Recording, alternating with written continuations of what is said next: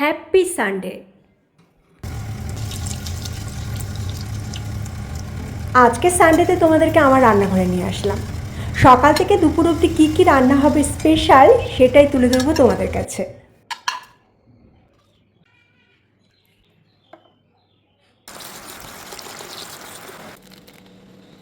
রবিবার মানেই জানি আমরা ছুটির দিন, বিশ্রাম নেবার দিন, তাই তো?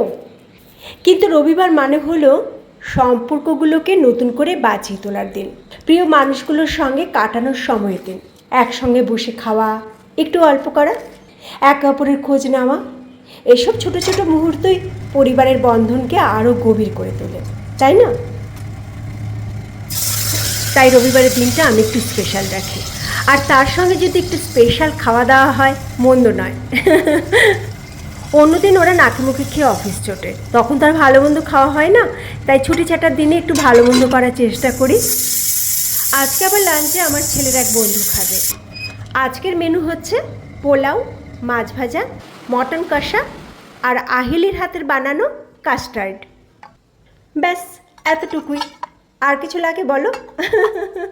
রান্না রেডি, চলো এখন আমরা লাঞ্চ করব। আজকে সানডে স্পেশাল আইটেমগুলো তোমাদের কেমন লাগলো অবশ্যই বলো, আর যদি ভালোবেসে একটু লাইক কমেন্ট করো তাহলে তো খুব খুশি হব।